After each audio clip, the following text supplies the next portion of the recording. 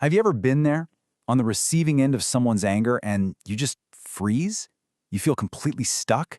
Well, today we're going to dive into a really powerful case study that basically gives away the secrets to handling those tough conversations. It's a masterclass in the art of de-escalation. Let's get into it.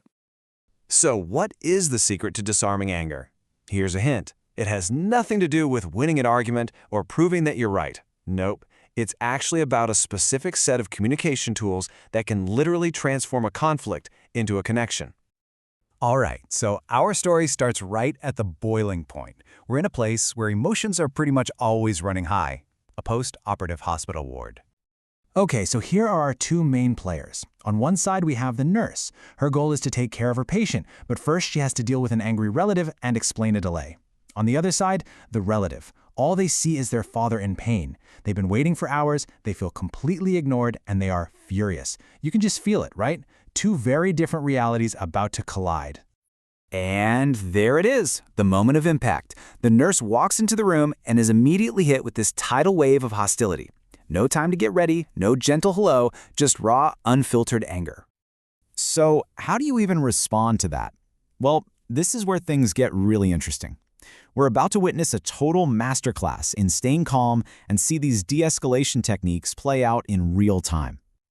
You see, the relative isn't backing down at all. They're actually escalating. This isn't just about the delay anymore. Now it's a much bigger, much more personal accusation that the staff is incompetent and that they just don't care.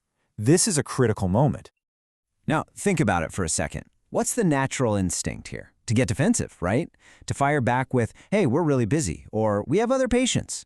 But we all know that's like throwing gasoline on a fire. So what does the nurse do instead? She does the exact opposite of getting defensive. She validates. She doesn't argue about the facts, not yet. She goes straight to the emotion. I can see that you are very upset. Then she gives a simple, direct apology for the situation. It's a powerful way of saying, I hear you and your feelings are valid.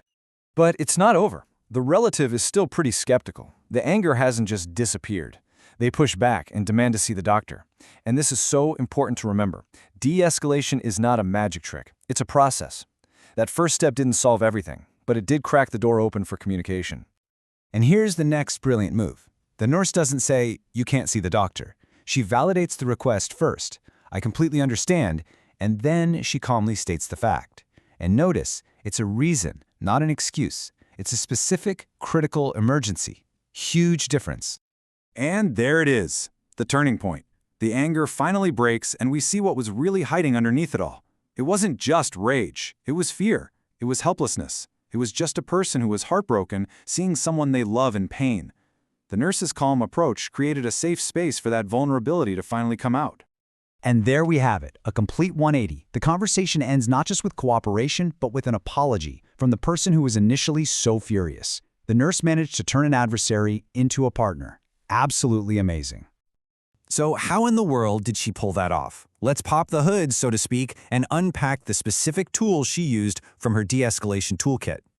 The first tool, and honestly probably the most powerful one, is validation. It's the simple act of saying, I see your emotion. Before you explain, before you try to solve anything, you just connect. Acknowledging their feelings doesn't mean you agree with them. It just means you're listening. Okay, tool number 2 is the strategic apology.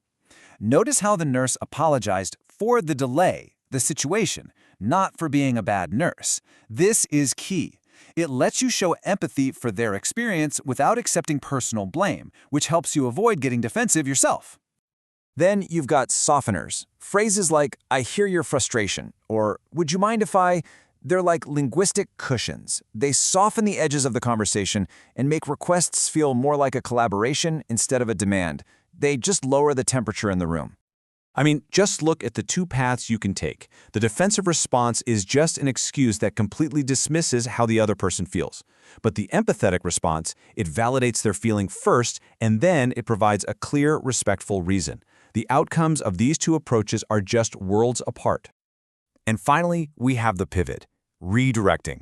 Look, the nurse couldn't magically make the doctor appear out of thin air. So instead of getting stuck on what she couldn't do, she immediately pivoted to what she could do.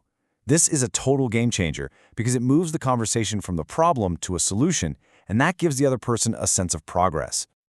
So if you put all these tools together, you get a simple 4-step process. Step 1, validate the feeling. Step 2, state the fact without getting defensive. Step 3, pivot to what you can do right now. And Step 4, reassure them and, most importantly, follow through. That's the blueprint. Now, this story happened in a hospital, but these skills are completely universal. Seriously, let's talk about how you can use these exact same tools to turn conflicts into connections in your own life, whether it's at work or at home. So let's just recap the biggest takeaways here. 1.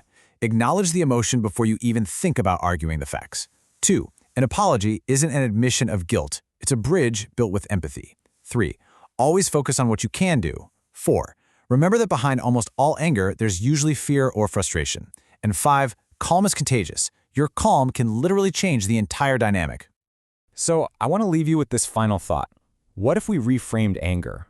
What if we saw it not as an attack, but as what it so often is, a cry for help, a signal of distress?